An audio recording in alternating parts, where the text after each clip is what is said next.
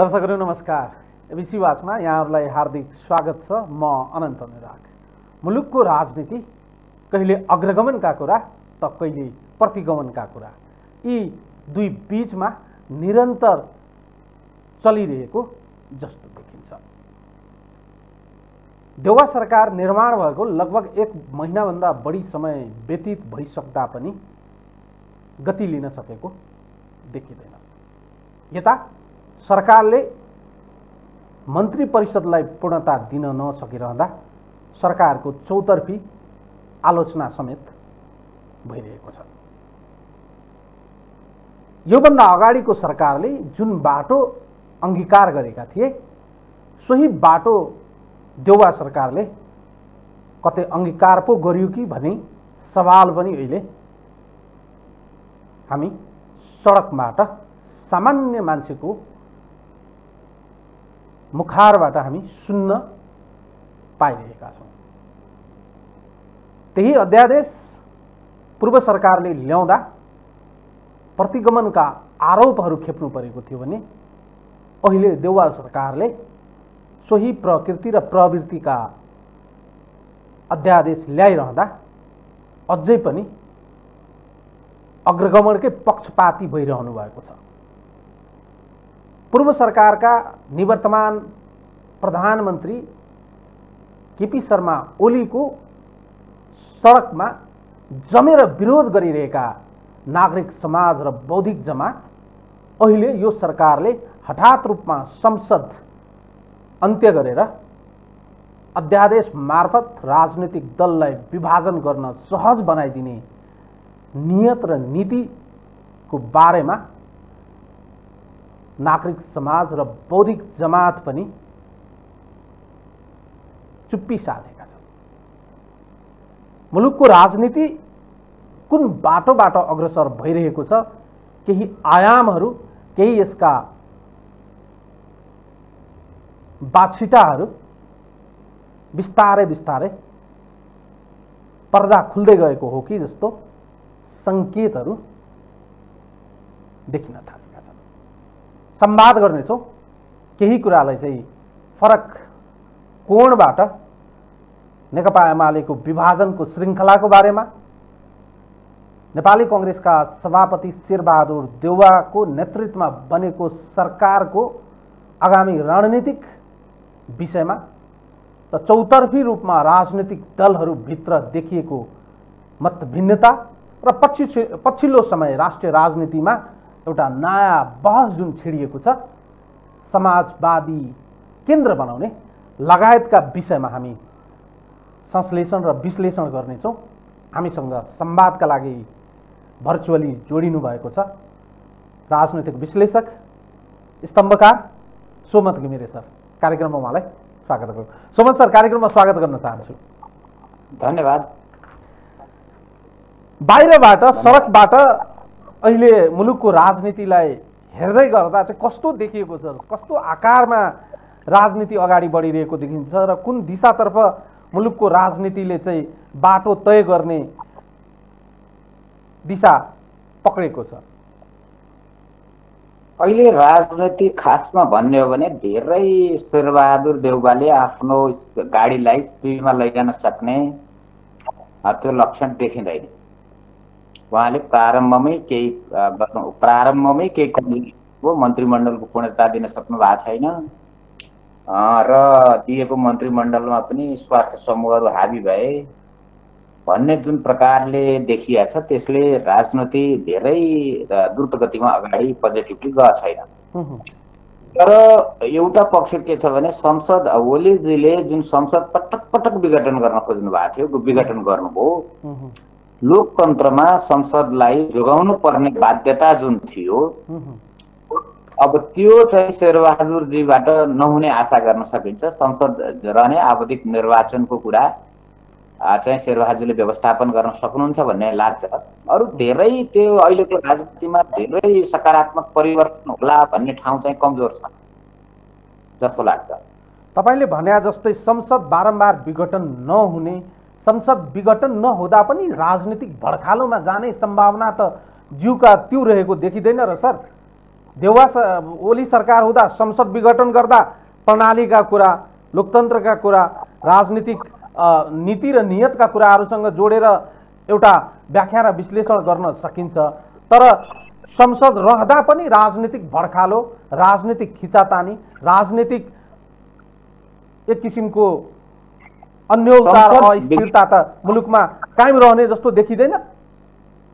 संसद विघटन गरेर जुन खालको राजनैतिक तरलता दिन प्रस्तुत गर्न खोजिएको थियो, राजनीतिलाई धेरै तरल बनाउन खोजिएको थियो, संसद रहँदाखेरि राजनीति एक ढङ्गको त्यो तहमा तरल हुँदैन।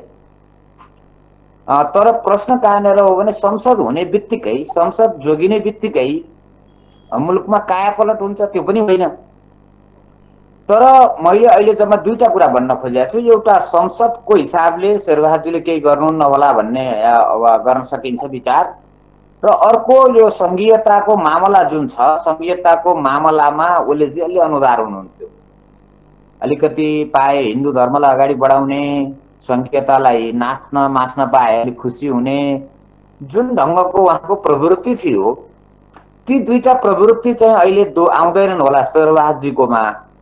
अरू बाँकी कुरा सरकारले गर्नुपर्ने बाँकी कुरा के हुन्, सुशासनको कुरा होस् वा जनतालाई दैनिक डेलिभर गर्नुपर्ने कुरा होस् वा संघीयताको सुदृढीकरणको कुरा होस् वा समाजवादी नीति कार्यक्रमको कुरा होस्, हाम्रो संविधानले भने बमोजिम त्यो पाटोमा चाहिँ शेरबहादुरजीको पनि धेरै कमजोरी रहन्छ होला जस्तो देखिन्छ अहिले। तपाईले एउटा महत्त्वपूर्ण कुरा के उठान गर्नुभयो सर, संसद जोगिने बित्तिकै सबै ठिकठाक भने चाहिँ हुन सक्दैन। नभएको कुरा त यो एक महिनाकै समयावधिमा हामीले प्रत्यक्ष अनुभव गर्यौं नि। योभन्दा अगाडिका सरकारले ल्याएको वैशाख 2077 वैशाख 7-8 गतेतिर राजनीतिक दललाई विभाजन गर्ने गरी सहज हुने गरी जुन अध्यादेश ल्याएका थिए, त्यो अध्यादेशको विरुद्धमा चौतर्फी रूपमा विरोधहरू उठे। तपाईँ, हामी, नागरिक समाज, मिडिया सबैले तत्कालीन सरकारको हामीले खेदो खन्यौं, विरोध गर्यौं। देउवा सरकारको नेतृत्वमा बनेको सरकार एक महिना नबित्दै मन्त्री परिषदले पूर्णता नपाउँदै संसदलाई बिजनेस दिन नसकेर, जबकि संसदलाई बिजनेस दिन सक्ने सरकारसँग यथेष्ट अध्यादेशहरू थिए, बजेटका कुराहरू थिए, ती विषयवस्तुहरू संसदको बिजनेस हुन सक्ने ठाउँहरू थिए। तर सरकार, देउवा सरकारले हठात रूपमा संसदलाई अन्त्य गरेर एक वर्ष अगाडि जुन नियत र नीतिका साथ अध्यादेश ल्याइएको थियो राजनीतिक दल सम्बन्धी, सोही अध्यादेश त आयो नि सर। संसद भएर पनि मात्रै नहुने रहेछ नि त। अथवा प्रतिगमन आउनलाई संसद हुने वा नहुने कुरासँग त कुनै सरोकार राख्दो रहेनछ। यसमा हामीले दुई प्रकारले हेर्नुपर्छ। एउटा, संसदीय सर्वोच्चता स्वीकार नगर्ने। अहिलेको हाम्रो राजनैतिक व्यवस्था के हो भने संसदीय सर्वोच्चताको स्वीकार्यता हो। भलै यसलाई म मान्छु कि मान्दिनँ, संसदीय सर्वोच्चता जायज छ कि छैन त्यो अर्को बहसको विषय हो। तर अहिले हामी जुन प्रणालीमा छौँ त्यो प्रणाली भनेको संसदीय सर्वोच्चतालाई स्वीकार्ने हो, जुन शेरबहादुरजीले अध्यादेश ल्याएर स्वीकार्नु भएन। संसदीय सर्वोच्चता स्वीकारेको भए यो मुद्दा संसदमा जान्थ्यो। तर संसदीय सर्वोच्चता अस्वीकार गर्नु एउटा पक्ष हो, संसदलाई मार्न खोज्नु अर्को पक्ष हो। यसले शेरबहादुरजीले संसदीय सर्वोच्चता स्वीकार गर्नु भएन, ओलीजीले संसद नै देख्न सक्नु भएन भनेपछि शेरबहादुरजीले गरेको मैले सही भनिराखेको छैन, तर शेरबहादुरजीले गरेको संसदीय सर्वोच्चताको अस्वीकार्य मात्रै हो। उहाँले पनि संसदीय सर्वोच्च स्वीकार्यता चाहिँ शेरबहादुरजीमा पनि देखिएन। तर ओलीजीमा के देखियो भने संसदै नराखिकन राजनीतिलाई एक ढङ्गले तरल, व्यक्ति केन्द्रित लैजाने प्रवृत्ति देखियो। यी दुईटै प्रवृत्ति ठिक होइनन्, तर तुलनात्मक रूपमा ओलीजीको प्रवृत्ति बढ्ता बेठिको हो भन्ने लाग्छ। किनभने उहाँले देखि नै सक्नु भएन, तर शेरबहादुरजीले संसदीय सर्वोच्चता स्वीकार गर्नु भएन। तपाईले भने जस्तै राष्ट्रिय राजनीतिको केन्द्रमा अझै पनि नेकपा एमालेका अध्यक्ष केपी शर्मा ओली नै हुनुहुन्छ। केपीजी भर्खर त्यत्रो ठुलो दलको पार्टी छोडेको प्रधानमन्त्री, उहाँ राष्ट्रिय राजनीतिबाट धेरै टाढा पुगिसक्नुभयो, हुत्तिसक्नुभयो, भिरैबाट गइसक्नुभयो भन्ने कुरा होइन। उहाँ राजनीतिको अहिले पनि केन्द्रमै हुनुहुन्छ, एउटा प्रतिपक्षी दलको नेता। ओलीजीको स्वभाव शैली आफ्नो प्रकारको होला, तर संसदीय व्यवस्थामा प्रतिपक्षी दलको नेता राजनीतिको केन्द्र भागमा नै हुन्छ। बरु उहाँलाई आफ्ना शैलीले, उहाँका आफ्ना केही कमजोरीहरूले, उहाँका आफ्ना केही मजाक ठट्टाहरूले उहाँलाई अलिकति संसदीय आफ्नो प्रतिपक्षी दलको नेताको हैसियतले उहाँले व्यवहार गर्न सक्नु भएको छैन, त्यो अर्को कुरा हो। तर संसदीय व्यवस्थामा प्रतिपक्षी दलको नेताको राजनीति केन्द्रमा नै हुन्छ जहिले पनि। यो ओलीजीको मामलामा मात्रै होइन, धेरै मामलामा प्रतिपक्षी दलको नेताको आफ्नो एउटा स्ट्याटस हुन्छ, आफ्नो एउटा मर्यादा हुन्छ, आफ्नो एउटा स्थान हुन्छ। संसद भनेको प्रतिपक्षको हो। खास त हाम्रो नेपालमा संसदलाई राम्रोसित प्रयोग गर्न प्रतिपक्षले कहिल्यै पनि सकेन। अब सरकार त सरकारको भइगयो र गठबन्धनको होला, कसैको होला, तर संसद भनेको प्रतिपक्षको हो, जहाँ प्रतिपक्षले आवाज उठाउने, प्रतिपक्षले आफ्ना कुरालाई सङ्गठित गर्ने, प्रतिपक्षले पार्लियामेन्ट्रीमा आएका कुराहरूमा बहसमा भाग लिने। त्यसो भएको हुनाले प्रतिपक्षी दलको नेताको आफ्नो स्थान हुन्छ। बरु ओलीजीले त्यो रचनात्मक स्थान लिन चाहिँ सक्नु भएको छैन भन्ने लाग्छ मलाई। पछिल्लो पुस 5 गते पछि जुन प्रकारको राजनीतिक घटनाक्रमहरूको साक्षी हामीले बन्नु पर्यो, यो साक्षी हामी बनिरहँदा यसको वरिपरि तत्कालीन नेकपा, त्यसपछि नेकपा एमाले र माओवादी केन्द्र नै रहिरहेको छ। अहिलेको यो राजनीतिक घटना, दुर्घटना र जुन प्रकारको हामीले कुतिथि, कुरीति, कुसंस्कार राजनीतिको दर्शन अवलोकन गर्ने अवसर पायौँ, एउटा कुरा त प्रश्न भए जस्तो लाग्दैन। वा तपाईको बुझाइ चाहिँ के हो? नेपालमा कम्युनिस्टहरूले चाहिँ सत्ता सञ्चालन गर्न जानेनन् वा आम जनताको मतभारलाई चाहिँ सही तरिकाले डोर्याउन सकेनन्, आम जनताको, मतदाताको इच्छा, आकांक्षा, चाहनालाई उहाँहरूले सही तरिकाले ह्यान्डल गर्न नसक्नु हुँदो रहेछ भन्ने कुराको आजको दिनमा हामीले एक एक गरिकन व्याख्या र विश्लेषण गर्ने हो भने विचारधाराको हिसाबले गलत छ कि, कार्यदिशाको हिसाबले गलत छ कि, नीतिको हिसाबले गलत छ कि, यो तत्कालीन आम जनताका जनजीविकाका सवालमा बुझाएर गराइसँग तादाम्यता नमिलेको हो कि, कहाँनिर चाहिँ कम्युनिस्टहरूले चाहिँ वस्तुस्थितिलाई चाहिँ सही तरिकाले मूल्याङ्कन र विश्लेषण गर्न सकेनन्? कम्युनिस्टहरूको एउटा चाहिँ एकदम प्रष्ट शासकीय सक्षमता चाहिँ एकदम कमजोर देखियो। र अर्को कम्युनिस्टहरूले आर्ट अफ गभर्नेन्स भन्छ, शासन सञ्चालन गर्ने विधि, कला, तरिका, यसलाई अङ्ग्रेजीमा भन्दा अलिकति सजिलो छ, आर्ट अफ गभर्नेन्स। र यो आर्ट चाहिँ कम्युनिस्टहरूमा जो गभर्नेन्स आर्ट चाहिँ, गभर्नेन्स कला चाहिँ, शासकीय क्षमता, शासकीय कला, शासकीय रचनात्मकता चाहिँ कम्युनिस्टहरूले नेपालमा प्रदर्शन गर्न सकेनन्। कम्युनिस्टहरूले उठाएका मुद्दाहरू जस्तो ठाउँ बेला बेलामा सही नै हुन्छन्। गणतन्त्रको मुद्दा, संघीयताको मुद्दा, धर्मनिरपेक्षताको मुद्दा, अहिले पनि समाजवादको मुद्दा, कम्युनिस्टहरूले उठाएको मुद्दा, म कम्युनिस्टहरूका 3टा समस्या देख्छु। एउटा मुद्दा ठिक हुँदाहुँदै पनि मुद्दालाई व्यवहारमा अनुवाद गर्न आफू सरकारमा भएको बेला सक्दैन। नम्बर 1, ठुला कुरा गर्ने, आकाशका कुरा गर्ने, धरतीमा गर्ने त्योमा कम्युनिस्टहरूको धेरै ज्ञान देखिएन। नम्बर 1, ठुला ठुला कुरा गर्ने, एकदम गजब गजब कुरा गर्ने, समाजवाद पनि भनिदिने, नेपाली समाज यस्तो यस्तो हो पनि भनिदिने, तर टक्कै आफू सरकारमा भएको बेला त्यो बेला गर्ने इन्टरभेन्ट के हो, गर्ने हस्तक्षेप के हो? नम्बर 1, कम्युनिस्टहरूले आफ्नो कुरालाई मूर्तिकरण गर्न सकेनन्, त्यो कुरालाई व्यवहारमा अनुवाद गरेर डेलिभर गर्न सकेनन्।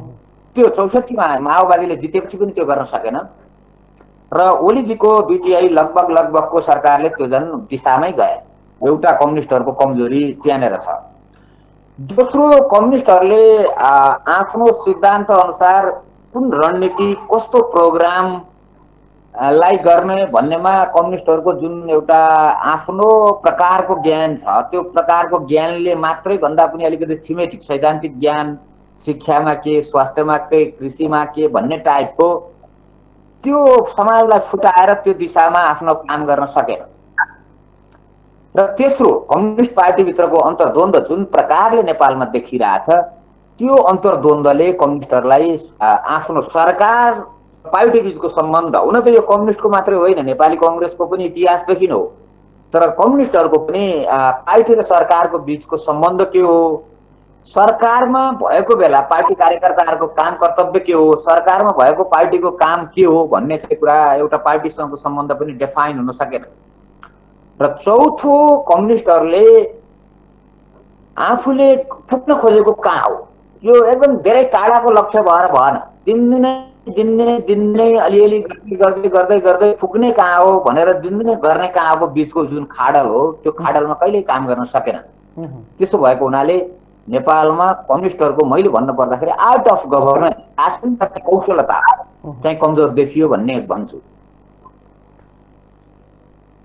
विचार र सिद्धान्तका कुरा गर्ने हो भने चाहिँ विचार र सिद्धान्तमा त उहाँहरूको कुराहरू त निकै मिठो र गहन छन् नि सर।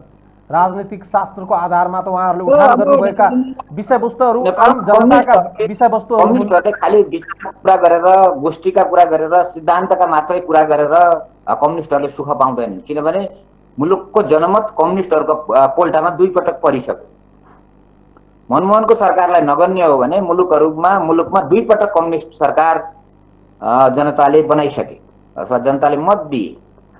आफ्नो विचारलाई जब व्यवहारमा अनुवाद गर्न सकिँदैन, आफ्नो विचारलाई व्यवहारमा अनुवाद गर्ने कौशलता जब हुँदैन, त्यति बेला त्यो विचारले धेरै प्रभाव समाजमा पार्न सक्दैन र कहिलेकाहीँ त नकारात्मक प्रभाव पार्छ। आजका दिन स्थिति त्यो छ। म कम्युनिस्टहरूले उठाएका मुद्दाहरूलाई, पहिलो त कम्युनिस्टहरूले उठाउने मुद्दा नेपाली सन्दर्भमा धेरै विश्लेषण गरेर उठाउनुहुन्छ उहाँहरूले भन्ने मलाई अलि कम लाग्छ। समाजवाद, नेपाली समाजवादको आधार के हो, नेपाली समाजवादको विशेषता के हो, नेपाली समाजवादमा निजी क्षेत्रको भूमिका के हो, नेपाली समाजवादमा शिक्षा स्वास्थ्य कस्तो हो, त्यो कुरा कहिल्यै गर्न नपर्ने उहाँहरूलाई। उहाँहरू समाजवाद, हामी समाजवादमा जान खोज्छौँ भनेर समाजवाद भन्ने शब्द जसको पनि भइदियो अहिले। सब नेपाली समाजवादी, सब समाजवादी नेपाली भनेर पञ्च, सबै पञ्च नेपाली, सबै नेपाली पञ्च भने जस्तो को असली समाजवादी हो, को समाजवादी हो। मैले के भन्न खोजिराखेको छु भने त्यो कुरालाई नेपाली परिस्थिति, नेपाली सन्दर्भ, नेपाली समाज, नेपालको अन्तर्राष्ट्रिय सम्बन्ध, नेपालको उत्पादन सम्बन्धलाई हेरेर नेपालको समाजवादको व्याख्या विश्लेषण गर्नु पर्दैन। त्यो काममा कम्युनिस्टहरू धेरै नलागे। एउटा ठुलो समस्या कम्युनिस्टहरूको त्यो हो जस्तो लाग्छ मलाई। संविधानका कतिपय विषयवस्तुहरू र संविधानका प्रस्तावनालाई हामीले सरसर्ती पढ्यौँ भने चाहिँ कम्युनिस्ट विचारधाराको कतिपय ती अंशहरू चाहिँ प्रष्ट रूपमै देखिन्छ। संहिताका कुरा, समावेशिताका कुरा, समाजवादका कुरा, यी यावत विषयवस्तुहरूलाई हामीले केलाउने हो भने यो खास गरिकन कम्युनिस्ट विचारधारासँग नजिक रहेका राजनीतिक विचारधारालाई चाहिँ अङ्गीकार गरेको देखिन्छ। अहिलेको संविधानकै कुरा गर्ने हो भने संविधानमा लेखिएका ती स्पष्ट विषयवस्तुहरू चाहिँ कम्युनिस्ट विचारधारासँग, समाजवादसँग नजिक रहने, तर नेतृत्व कस्तो हातमा फेरि गइदियो भने जसले चाहिँ ती विषयवस्तुहरूलाई हिजोका दिनमा पूर्ण रूपेण अङ्गीकार नै नगरेको, खुला अर्थतन्त्रको, पुँजीवादको र लिबरल डेमोक्रेटिक्रेसीको कुरा गर्नेहरूले यी विषयवस्तुहरू बोकिदिँदा अथवा नीति र नेतृत्व फरक भइदिँदा त राजनीतिक रूपमा सैद्धान्तिकरण गर्ने हो भने यसले त मुलुकको राजनीतिमा दुर्घटना निम्ति नै प्राय निश्चित नै देखिँदैन र भन्या। नेपाली राजनीतिको एउटा मौलिक अप्ठ्यारो छ। त्यो मौलिक अप्ठ्यारो के हो भन्नु होला भने कि संविधानभन्दा क्रान्तिकारी शक्ति समाजमा हुन्छ र संविधानलाई जीवान्त बनाउनु पर्छ भन्ने राजनीति शास्त्रको मान्यता हो। संविधान हिजो बनाइएको हुन्छ, संविधान समाजको गतिमा, अरू राजनीतिक शक्तिहरू समाजको गतिमा हिँड्छन् र संविधान त हिँड्ने कुरा हुँदैन, संविधानलाई त हिँडाउनु पर्छ राजनीतिक फोर्सले भनेर संविधानको जीवान्तताको राजनीति शास्त्रमा कुरा गरियो कि समाजको जीवान्ततासँग संविधानको जीवान्तता जोड्नुपर्छ भनेर त्यो गरियो।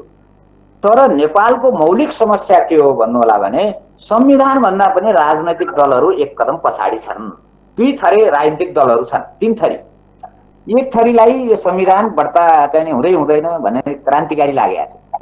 जस्तो कसैलाई के लागेको छ भने यो अब हामीले संविधान ल्याउँदाखेरि माओवादी जनयुद्धलाई विद्रोह गर्न पर्यो, समाधान गर्न पर्यो, त्यो विद्रोहलाई चाहिने केही साट्न पर्यो भनेर हामीले गणतन्त्र संघीयता जस्ता कुरा त माओवादीलाई शान्ति प्रक्रियामा ल्याउनलाई गरेका कुरा हो भन्ने होलीजीले त्यसको नेतृत्व गर्नुपर्ने छ। उहाँले यसको मर्ममा धेरै कुरा गर्न भन्दा पनि यो के गर्ने नेपालमा अब जनयुद्ध भयो, माओवादी आए, माओवादीलाई एड्रेस गर्नलाई चाहिँ यति नगरी त भएन भनेर त्यसलाई औजारको रूपमा बुझ्दिने, त्यसलाई राजनैतिक रूपमा बुझ्नु भन्दा पनि त्यसलाई औजारका रूपमा बुझ्दिने। यो द्वन्द्व व्यवस्थापनको एउटा औजार हो संघीयता भन्ने जस्तो एउटा बुझाइ छ।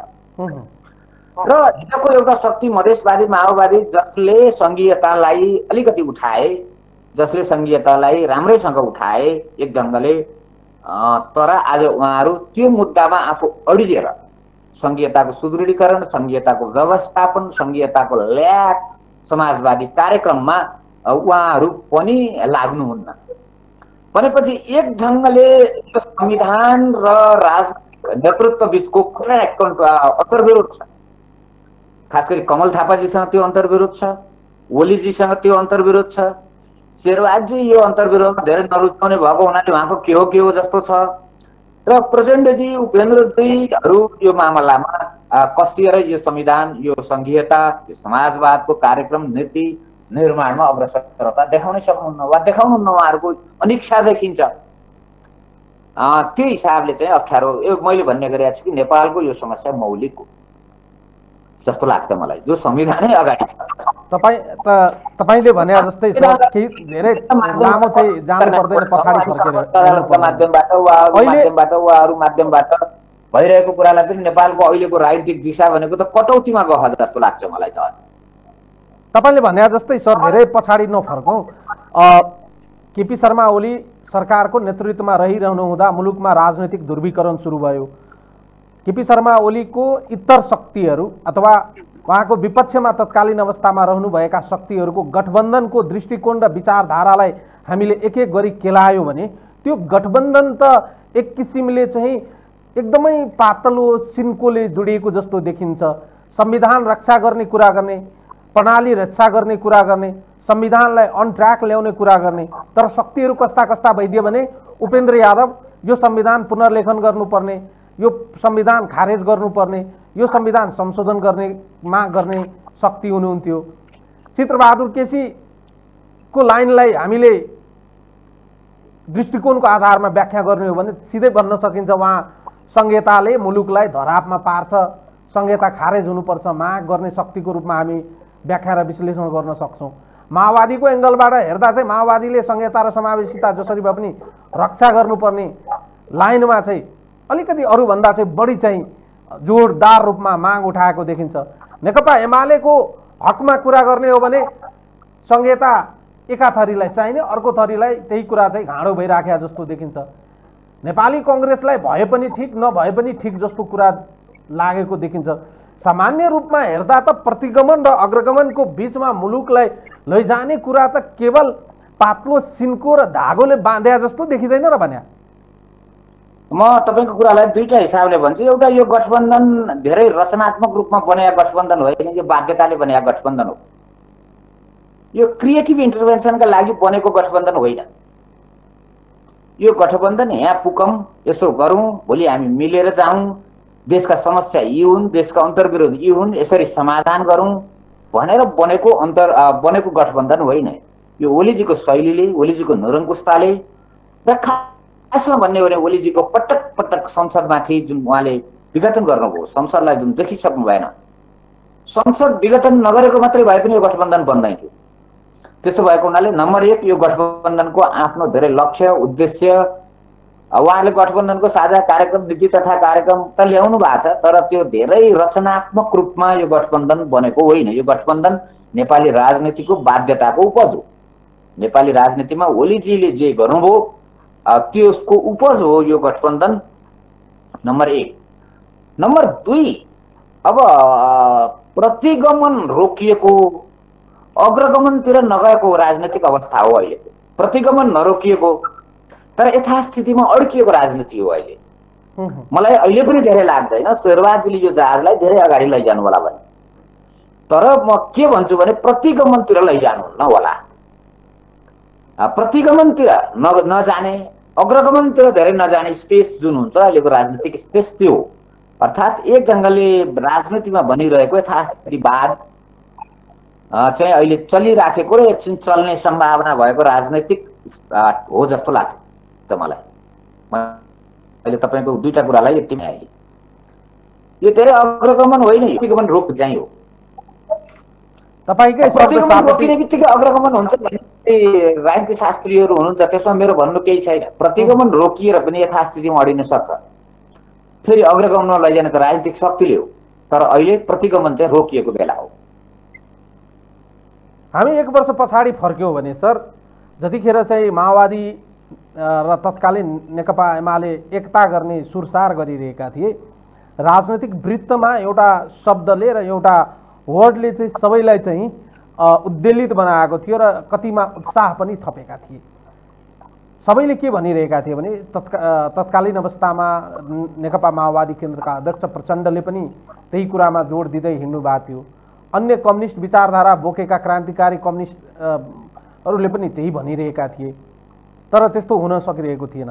सवाल के हो भने त्यति बेला चाहिँ एउटा शब्द कोइन गरेर सबैले चाहिँ फ्लटिङ गरिरहेका थिए र भन्दै गरेका थिए बृहत कम्युनिस्ट केन्द्र बनाउने सवालमा, बलियो कम्युनिस्ट केन्द्र बनाउने सवालमा। आज लगभग 2-2.5 वर्षको समयावधि व्यतीत भएको छ। आज कम्युनिस्ट पार्टीहरू टुटफुट जुट र पुनः आफ्नो बाटो लागेका छन् र आज यो प्रतिगमन र अग्रगमनकै बीचबाट एउटा अर्को केन्द्रको विषयवस्तुहरू प्लटिङ गरिँदैछ अथवा भनिँदैछ मुलुकमा अब चाहिँ बृहत कम्युनिस्ट केन्द्रको आवश्यकता छैन, समाजवादी केन्द्रको आवश्यकता छ।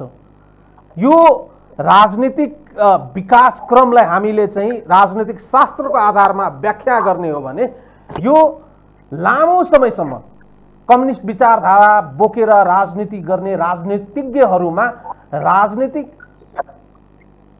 स्खलन भएको हो कि उहाँहरू चाहिँ आगामी राजनीतिलाई चाहिँ साँच्चीकै सैद्धान्तिकरण गरेर राजनीतिकलाई एउटा अब फरक मार्गमा डोर्याउने बाटो समात्नु भएको हो। म यसलाई दुईटा कुरा भन्छु। नेपालमा मात्र होइन, संसारका कम्युनिस्टहरूको इतिहास भनेको फुटको इतिहास हो।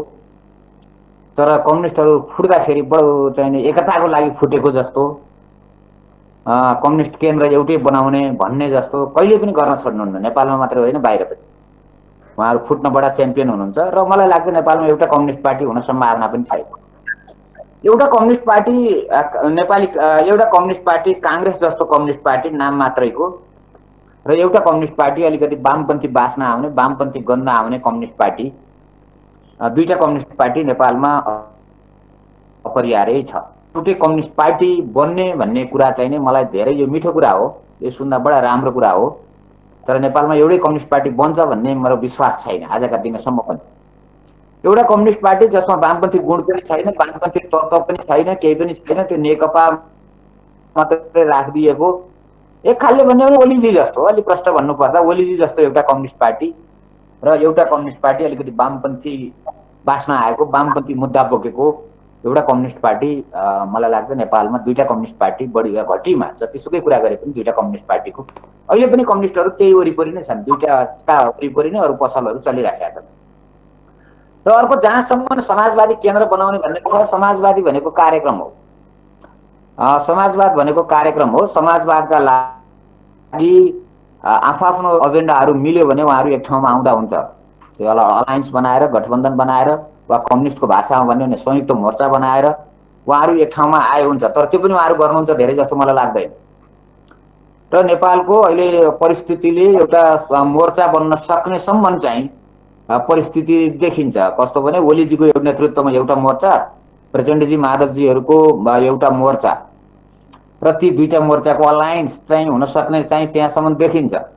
नत्र हिजो उहाँले जुन एउटा कम्युनिस्टहरूको एउटा पार्टी बनाउने भन्ने कुरा हिजो पनि आदर्श थियो, हिजो पनि त्यो एकता हतारमा गरिएको थियो, हिजो पनि त्यो एकता प्राविधिक थियो, हिजो पनि उहाँले विचार मिलेर, सिद्धान्त मिलेर, कार्यशैली मिलेर, संस्कृति मिलेर पार्टी एकता गर्नुभएको होइन ओलीजीले, प्रचण्डजीले। र हिजो पनि उहाँले हतारमा संसदीय चुनाव आइसकेको थियो, दुईटैले हिसाब गर्दा अलिअलि कमजोर हुने देखियो र हट फुट उहाँहरूले एकता गर्नुभयो, परिणाम अहिले देखियो, फुटमा आइसक्यो। त्यो भएको हुनाले दुईटा कम्युनिस्ट पार्टीहरूको ध्रुवीकरणको दिशामा जानु सकारात्मक छ र समाजवादसँग मिल्ने कुरामा उहाँहरूले आफ्ना गठबन्धनहरू बनाउनु भयो भने राजनीतिक रूपमा त्यसले कन्ट्रिब्युट गर्छ। तर म त्यति धेरै त्यो पनि आशावादी धेरै छैन। उहाँले त्यो पनि समाजवादको ठोस कार्यक्रम ल्याएर समाजवादको ठोस हाम्रो आफ्नो नीति रणनीति कार्यक्रम ठोस रूपमा ल्याएर नेपाली सन्दर्भमा त्यसलाई विश्लेषण गरेर कोसँग विचार मिल्छ भनेर त्यो हिसाबले गर्नुहुन्छ जस्तो मलाई लाग्दैन, तर बाटो चाहिँ त्यो छ। तपाईले भने जस्तै विचारधाराको राजनीतिमा शिथिलता आएको वा स्खलन आएको भनेर बुझ्न सकिन्छ। तपाईले भने जस्तै कम्युनिस्ट भनेको विचारधारा हो, तर समाजवादी भनेको त समाजवाद भनेको त कार्यक्रम हो, डेलिभरीसँग जोडिएका विषयवस्तुहरू हुन्। अब अहिले के भनिरहेछ भने बृहत समाजवादी केन्द्र बनाउने, यो कार्यक्रमको लागि चाहिँ बृहत बनाउने हो भने यो त कतै न कतै फेरि आइडियोलोजीसँग गएर जोडिन्छ नि सर। आइडियोलोजीलाई नै समाजवादको रूपमा व्याख्या गर्ने त्यति मात्रै हो। यो कार्यक्रमका लागि मिल्ने जति मिलियो हुन्छ, एउटै पार्टी बनाएर नबनाएर अलायन्स गरेर जे गरेर हुन्छ, संयुक्त मोर्चा बनाएर मिल्ने जति मिलियो हुन्छ, तर मलाई त्यसमा पनि उहाँहरू धेरै ठोस रूपमा आउनुहुन्छ जस्तो लाग्दैन। दोस्रो, नेपालको राजनीतिमा अहिले तीनटा ठुला समस्या देखिए, एकदम ठुला समस्या तीनटा देखिए। एउटा राजनीतिक विचारको लडाईँ भन्दा पनि लडाईँ अर्को छ, राजनीतिक फाइट दलहरूभित्र विचार छायामा छ, नम्बर 1। नम्बर 2, राजनीति भनेको एउटा नैतिकता हो, राजनीति भनेको मूल्य मान्यता सहित हो, राजनीति भनेको एकदम असल संस्कृति सहित हो, राजनीति भनेको भनेर जुन राजनीतिमा नैतिकता, राजनीतिमा जुन एउटा ग्राउन्ड संस्कृतिको ग्राउन्ड हुन्छ, पोलिटिकल कल्चरको, राजनीतिमा जुन भ्यालु बेस्ड हुन्छ, जुन मान्यतामा आधारित हुन्छ, दोस्रो यो एउटा ठुलो समस्यामा छ। र तेस्रो, अहिलेको राजनीतिले पुर्याउन खोजे कहाँ हो भन्ने कुरा कसैले नि प्रश्न पार्न सक्नुहुन्न। कहाँ जान खोजे हो हामी, कहाँ पुग्न खोजे हो हामी 5 वर्षपछि, 10 वर्षपछि, 15 वर्षपछि भन्ने कुरा त्यो राजनीतिमा चित्र देखिँदैन। त्यसो भएको हुनाले राजनीतिको अहिले हामी यति बेला आजका दिन तपाईँ र म गफ गर्दा गर्दै भन्ने हो भने हाम्रो राजनीतिमा यी तीनटा कुरालाई झिकिदिएको राजनीति, एक खालको बेडङ्गको राजनीति छ, उराठ लाग्दो राजनीति छ, र एक खालको निराशजन्य राजनीति पनि छ जस्तो लाग्छ। फेरि तपाईँकै शब्द सापटी लिए सर, माधव कुमार नेपालकै विषयलाई उठान गरौँ न। माधव कुमार नेपाल विचारको कुरा गर्नुहुन्छ, सिद्धान्तको कुरा गर्नुहुन्छ, पद्धतिको कुरा गर्नुहुन्छ, प्रक्रियाको कुरा गर्नुहुन्छ, नीति र नैतिकताका कुरा गर्नुहुन्छ, तर उहाँ आज जुन ठाउँमा पुग्नु भएको छ यी यावत कुराहरू उहाँको अहिलेको पोजिसनसँग अवस्थासँग दाँजेर राख्दा उहाँले बोलेको र उहाँले भन्नुभएको कुरा र उहाँको व्यवहारसँग तालमेल तादम्यता छ कतै? खासमा उहाँले यो कुरा अहिले उठाउनु पर्ने, उहाँले धेरै यो कुरा उठाउनुहुन्थ्यो जस्तो पनि लाग्दैन। ओली जुन ढङ्गले प्रस्तुत हुनुभयो, ओलीको निरङ्कुशता जुन ढङ्गले प्रस्तुत भयो, उहाँले एमाले भन्ने बिर्सिएर ओली भन्ने मात्रै जुन सम्झनुभयो ओलीजीले, त्यसले बाध्यताले उहाँले धकेल्दै धकेल्दै धकेल्दै धकेल्दै त्यो ठाउँमा पुर्यायो। अब मैले उहाँको कुरामा पनि धेरै उहाँको वैचारिक प्रष्टता के हो मैले धेरै बुझेको छैन, तर पार्टी सञ्चालनको कार्यशैलीमा चाहिँ माधवजीले यत्रा वर्ष त पार्टी त टिकाउनु भएको थियो, यत्रा वर्ष पार्टी त एकपटक माले बन्यो वामदेवजीहरू, उहाँहरू आउनुभयो, त्यसपछि त लामै समय पार्टी त टिकेको थियो। त्यसो भएर पद्धतिको कुरा उहाँले गर्नु ठिकै छ, तर पद्धतिसँगै विचारको कुरा पनि हुन त उहाँहरू अहिले भर्खर अब पार्टी निर्माणको प्रक्रिया हुनुहुन्छ, पद्धति विचार सबै कुरा ल्याउनु होला, तर विगत 5-7 महिनाको कुरा हेर्दा उहाँहरूले धेरै पद्धतिको कुरा उठाउनु भएको छ। राजनीतिमा पद्धति भन्ने महत्त्वपूर्ण पाटो हो, तर सम्पूर्ण पाटो होइन। राजनीतिमा पद्धति शैलीको सम्मिश्रण हो। एउटा राम्रो पद्धति भएको तर विचार नभएको पार्टी भयो भने चल्दैन, विचार त राम्रो भएको पद्धति नभएको पार्टी भयो भने त्यो गरी खाँदैन। त्यसो भएको हुनाले अब माधवजीलाई चाहिँ अहिले म के भन्छु भने उहाँले पद्धतिको कुरा उठाउनु ठिकै छ। उहाँले अहिले जे पद्धतिको कुरा उठाउनु भएको छ, जुन शैलीको कार्यशैलीको जे कुरा उठाउनु भएको छ, उहाँले आफूले 15 वर्ष नेतृत्व गर्दा नफुटाएको पार्टी यति धेरै विवादास्पद नभएको व्यक्ति त्यो उठाउनु ठिक छ, तर त्यो पद्धतिसँग विचार चाहिँ के हो उहाँको भन्ने चाहिँ उहाँले बुझ्ने गरी ल्याउनु पर्छ भन्ने लाग्छ मलाई। एक तरिकाको जुन विश्लेषण रहेको छ नि सर, आज माधव कुमार नेपाल जो नयाँ पार्टी बनाएर अध्यक्ष हुनुभएको छ, उहाँको सबै विधि पद्धति प्रक्रिया सबैको अन्तर्य भनेको उहाँलाई एउटा एक थान अध्यक्ष हुनु थियो। चाहे चाहिँ उहाँले माग त नेकपा एमाले भित्रै पनि बराबरीको अध्यक्ष माग्नु भएको थियो, केपी शर्मा ओलीले नमानिदिएर मात्रै हो। उहाँ चाहिँ जसरी भए पनि अध्यक्ष हुनु पर्यो, विधि पद्धति प्रक्रिया नियम नीति नियम र जति पनि विषयवस्तुहरू उहाँले उठान गर्नुभएको थियो ती सबै विषयवस्तुहरूको अन्तर्य चाहिँ कतै न कतै आफ्नो सुपरमेसी आफ्नो लिडरसिपको कुरा चाहिँ उहाँको प्रमुखता थियो भन्ने कुरा देखिँदैन? राजनीतिमा व्यक्तिले आफ्नो सुप्रिमेसी खोज्नु साह्रै धेरै नाजायज होइन। मान्छेले आफ्नो सुप्रिमेसी खोज्छ राजनीतिमा व्यवहारिक रूपमा हेर्दा, तर ओलीजीको स्टाइलको सुप्रिमेसी खोज्नु चाहिँ गलत हो। राजनीतिमा मान्छेले आफ्नो सुप्रिमेसी खोज्छ व्यवहारिक रूपमा, म बुझ्छु त्यो। माधवजीले आफ्नो मलाई लाग्छ माधवजीले सुप्रिमेसी खोज्नु भएको कि स्टेक खोज्नु भएको एमालेमा? उहाँ त एमालेमा स्टेक पाउनु भएन। वास्तवमा ओलीजीले उहाँलाई स्टेकै दिनु भएन, स्पेसै दिनु भएन। अब नेपाली राजनीतिमा भागबण्डाको कल्चर छ, काङ्ग्रेस 60-40 ले चलिरहेछ, के भइरहेछ, अनेक नियुक्तिहरू छन्, अनेक के छन्। ओलीजी आफ्ना सुरले जुन हिँड्नुभयो उहाँले आफ्नो सुप्रिमेसी भन्दा आफ्नो स्टेक खोज्नुभयो। स्टेक खोज्दा खोज्दै त्यहाँ पुग्नुभयो। तर एउटा कुरा चाहिँ हामीले के मान्नु पर्यो भने यो झगडा पद्धतिमा धेरै गएको हो। पद्धति नेपाली राजनीतिक पार्टीहरूमा प्रशस्तै उठाउनु पर्ने विषय हो। माधवजी र ओलीको झगडा धेरै कार्यशैलीमा गयो, धेरै पद्धतिमा गयो, यो उठाउनै पर्ने विषय हो। तर मलाई के लाग्ने हो भने पद्धतिसँग विचार पनि जोडिएर आउनु पर्ने थियो, पद्धतिसँगै विचार पनि मिसिएर आउनु पर्ने थियो, मिसिएर होइन सँगसँगै आउनु पर्ने थियो। तर त्यो कुरामा चाहिँ नि उहाँहरूले सक्नु भएको छैन जस्तो लाग्छ मलाई। उहाँहरू लेख्दै पनि हुनुहुन्छ, अब डकुमेन्ट हेरौँ कसरी ल्याउनुहुन्छ। उहाँहरूले पद्धतिको कुरा जे उठाउनु भएको छ यसमा मेरो धेरै मतभेद छैन उहाँहरूसँग। पद्धतिको कुरा नेपालको राजनीतिक पार्टीभित्र उठाउनु पर्ने छ। नेपालको राजनीतिक पार्टीभित्र केन्द्रीय कमिटीको सार्वभौमता पनि छैन। नेपालको राजनीतिक पार्टी हेर्नुहोस् त महाधिवेशन गर्न सक्दैनन् पार्टीहरू। नेपाली कांग्रेस जो आफूलाई पुरानो लोकतान्त्रिक भन्छ उसले आफ्नो महाधिवेशनै गर्न नसक्ने स्थिति छ। ऊ निर्वाचन आयोगलाई कसरी चित्त बुझाऊँ भन्नेमा छ। कम्युनिस्टहरूको यस्तै छ। भनेपछि सामान्यतया पद्धतिलाई, एउटा सामान्यतया डिसिप्लिनलाई, अनुशासनलाई पनि राजनीतिक दलहरूले स्वीकार्न सकेका छैनन्। जबसम्म पद्धति हुँदैन नेताको स्वेच्छाचारिता बढ्छ। त्यो हिसाबले पद्धतिको कुरा उठाउनु ठिक छ, तर पद्धतिले मात्रै हुँदैन। पद्धति सँगसँगै विचारको पक्ष जुन किसिमले उठाउनु पर्ने थियो नेपालमा उठेन भन्ने हो मेरो।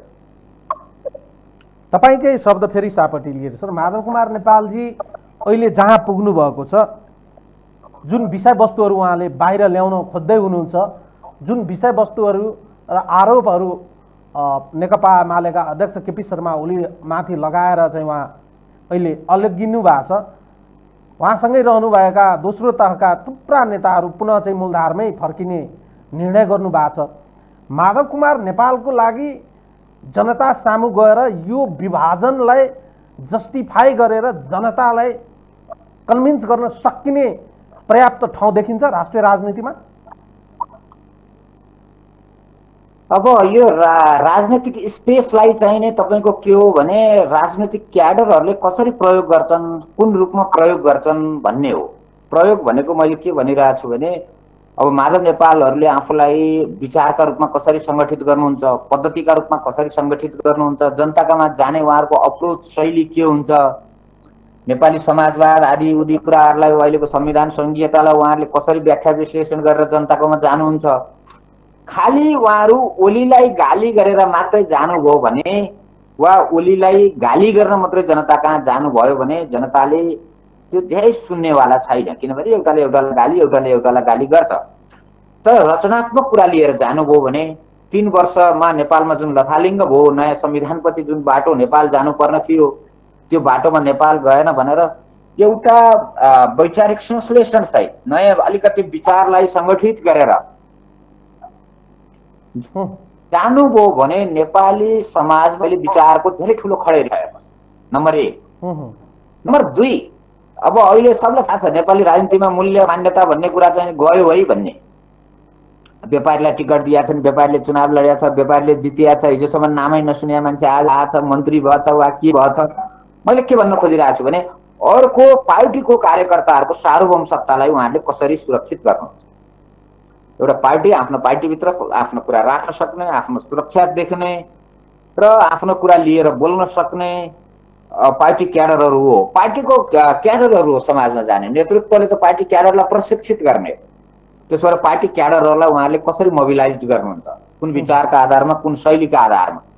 दोस्रो, तेस्रो, उहाँहरूले आफ्नो राजनीति मूल्य मान्यतामा अडिएको छ, आफ्नो राजनीतिको इथिक्स छ भनेर यी तीनटा कुरालाई संयोजन गर्न सक्नुभयो भने सिद्धान्त, कार्यकर्ता र मूल्य मान्यता, यी तीनटा कुरालाई व्यवस्थित रूपमा अगाडि लैजान सक्नुभयो भने अहिले नेपालमा आम रूपमा वैचारिक खडेरी छ, मूल्य मान्यताको राजनीतिमा ह्रास आयो भन्ने धेरै मान्छेलाई लागेको छ, धेरै जनतालाई लागेको छ, धेरै नागरिकहरूले त्यो ठानेका छन्। सामान्य मान्छेहरूले पनि अहिलेको राजनीतिमा नैतिकता,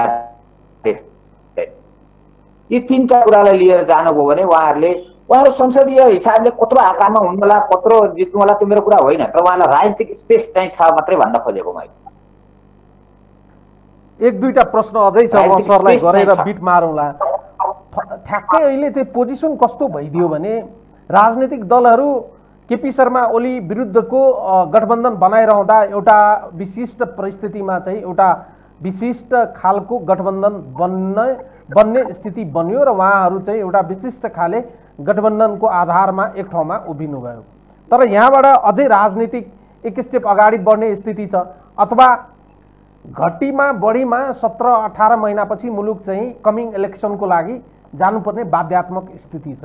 यस अर्थमा विचारधाराको हिसाबले, राजनीतिक लाइनको हिसाबले प्रमुख राजनीतिक दलहरू अहिले संसदमा भएका र संसद बाहिर रहेका कतिपय राजनीतिक शक्तिहरूलाई हामीले आकलन गर्ने हो भने राजनीतिक ध्रुवीकरण अझै योभन्दा बढी तीव्रताका साथ हुन बाँकी नै छ भन्दा चाहिँ फरक पर्ला र? विचारका हिसाबले कसरी जाला त्यो एउटा पक्ष छ, तर राजनीतिक ध्रुवीकरण चाहिँ एउटा हिसाबले चाहिँ अलिकति जान सक्छ। एउटा संघीयता पक्षधर, एउटा अलि संघीयताको विरोधी, एउटा अलिकति समाजवादी कार्यक्रम, एउटा समाजवादको धेरै रुचि नभएको, त्यस्तो हिसाबले एक प्रकारको ध्रुवीकरण चाहिँ नेपाली राजनीति अब यो चुनावसम्म ध्रुवीकरणको दिशामा चाहिँ जान सक्छ है नेपाली राजनीति। त्यो एउटा हल्का ध्रुवीकरण, त्यसले कति धेरै विचारले बाँध्ला त्यो ध्रुवीकरणलाई, कति मान्यताले बाँध्ला त्यो ध्रुवीकरणलाई, एउटा प्रश्न हो। तर त्यो ध्रुवीकरणका हिसाबले चाहिँ जान सक्छ भन्ने लाग्छ मलाई। अहिले माधव कुमार नेपालहरू नेकपा एमालेसँग औपचारिक रूपमा अलग भए तापनि चुनावको समयसम्म चाहिँ पुनः नेकपा एमालेसँग अगाडि बढ्ने सम्भावना जीवितै छ भन्ने तपाईँको ध्येय हो? अब मलाई लाग्छ ओलीजीको र माधवजीको बिचमा त्यस्तो अलायन्स नहोला अहिले, बरु ओलीजीको र माधवजीको भन्दा माधवजीको र प्रचण्डजीहरूको, उपेन्द्रजीहरूको एउटा अलायन्स होला। अब ओलीजीको राजपावालाहरूसँग, महन्तजीहरूसँग मिलेर एउटा अलायन्स होला। अब अलिकति राजेन्द्र लिङ्गदेनलाई सिट छोडे जस्तो अलिअलि राप्रपासँग पनि लेना देना होला ओलीजीको। विगतमा पनि नेकपाले खास गरी ओलीजीको इन्ट्रेस्टमा राजेन्द्र लिङ्गदेनसँग त गरेकै हो नि, राजेन्द्र लिङ्गदेनलाई ल्याएकै हो होइन। त्यो हिसाबले ओलीजीको त्यतापट्टि अलिकति महन्तजीहरूसँगको एक खालको राप्रपाहरूसँगको एक खालको तालमेलमा ओलीजीहरूको राजनीति जाने, माधवजी, उपेन्द्रजी, प्रचण्डजीहरू एक ठाउँमा आउन सक्ने, त्यस्तो ध्रुवीकरणको अभ्यास होला जस्तो लाग्छ मलाई। धेरै प्रश्नहरू चाहिँ छैन। सरकारको बारेमा एउटा प्रश्न गर्छु, त्यसपछि केही छिमेकी मुलुककाहरूको बारेमा अन्तिम प्रश्न गरौँला। अहिले यो शेरबहादुर देउवा सरकारले मुलुकलाई 17 महिनासम्म चाहिँ बोकेर सहज र सरल तरिकाले सञ्चालन गर्ने अपेक्षा गर्न सकिन्छ कि बिचैमा अझै पनि अर्ली इलेक्सनका कुराहरू जुन चाहिँ कहिलेकाहीँ हामीले सुन्दछौँ, लेख रचना यो सरकारले, मैले अहिले पनि भने, धेरै ठुलो चमत्कार केही गर्दैन। यो अवधिभरि यो सरकार जाला, तानतुन गरेर यो जुन चाहिँ समयावधि छ यसलाई चाहिँ पुरा गर्ने सम्भावना रहन्छ। यो यथास्थितिक हिसाबले, यथास्थितिका हिसाबले सरकार यो 16-17 महिना जाला, किनभने अर्को बनि नहाल्ला समीकरण। फन्डामेन्टल्ली हेर्दा चाहिँ एकदमै हामी जुन चाहिँ जियो पोलिटिकल स्थितिमा चाहिँ अवस्थित रहेका छौँ, यस्तो स्थितिमा चीन र नेपालसँग, चीन र भारतसँगको सम्बन्धको बारेमा चाहिँ जुन सरकार आए पनि एक किसिमको चाहिँ हामीले विरोधाभास कुराहरू चाहिँ गरेका छौँ र सुन्न पाउँदछौँ।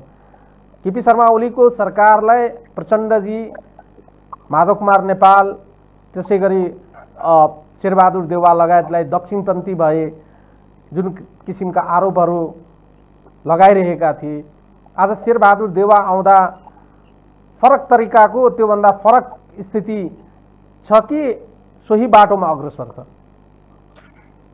हेर्नुहोस्, अब नेपालको राजनीतिको एउटा दुर्भाग्य के छ भन्नु होला भने हाम्रा नेसनल इन्ट्रेस्टहरू हामीले दुईटै छिमेकी देशहरूसँग राख्नै सकेका छौँ। हाम्रा आफ्ना केही राजनैतिक कुरा छन्, हाम्रा केही आफ्ना विकासका स्वार्थहरू छन्, हाम्रा आफ्ना केही आय आर्जनका स्वार्थहरू छन्। ती स्वार्थहरूको प्याकेजिङ गरेर हामीले दुईटा देशसँग रामोसी राख्नै सकेका छैन। सबभन्दा ठुलो अप्ठ्यारो यहाँनिर छ। जब हाम्रो आफ्नो नेसनल इन्ट्रेस्ट हामीले रामोसी राख्दैनौँ, त्यसपछि दुईटा देशहरू हामीमाथि खेल्न खोज्नु स्वाभाविक छ। र दोस्रो अर्को एउटा पक्ष के छ भने इन्डिया लामो समयदेखि नेपालको माइक्रो म्यानेज गर्न चाहन्छ। नेपाली राजनीतिलाई आफ्नोलाई, अब नेपाल जस्तो देशलाई आफ्नो कन्ट्रोलमा देखाएर ऊ आफ्नो एउटा उपस्थिति, आफ्नो एउटा प्रभुत्ववाद, आफ्नो एउटा इज्जत जोगाएको जस्तो ठान्छ। त्यसो भएको हुनाले अब नेता अनुसार, मात्रा अनुसार फरक हुने कुरा त स्वाभाविक छ। तर ओलीजीको चाहिँ के हो भन्नु होला भने ओलीजीको एउटा साह्रै नै ठुलो अप्ठ्यारो चाहिँ के हो भने इन्डिया दाहिने भइसकेपछि नेपालका राजनीतिमा अरू स्टेक होल्डरहरूलाई उहाँले नमान्ने। त्यो चाहिँ ओलीजीको अरू स्टेक होल्डरहरू छन् नेपाली राजनीतिमा। अब इन्डिया मात्र स्टेक होल्डर छैन, अरू स्टेक होल्डरहरूलाई मिनिमाइज गरिदिने केपीजीले। तर अब मैले के देख्छु भने यो हाम्रो यो तपाईँको जियो पोलिटिक्स पनि एकछिन यस्तै रहने देख्छु म। यसले हाम्रो नेसनल इन्ट्रेस्टहरूलाई जति बेलासम्म हामीले कसिएर बाहिर ल्याउन सक्दैनौँ, त्यति बेलासम्म दुई देशसँग हाम्रो बार्गेनिङ पावर बढ्दैन भन्ने लाग्छ। म तपाईँलाई धन्यवाद दिन्छु सर, समय र संवादको लागि जोडिनुभयो, आफ्ना विचारहरू हामीसँग साझा गर्नुभयो, यसको लागि म तपाईँलाई धन्यवाद दिन्छु। हस्, धन्यवाद। धन्यवाद। दर्शकहरू, उहाँ हुनुहुन्थ्यो राजनीतिक विश्लेषक, स्तम्भकार सोमत घिमिरे। आजको लागि यो संवाद यति नै। सम्पूर्ण युनिटलाई मैले पनि बिदा दिनुहोस्। नमस्कार।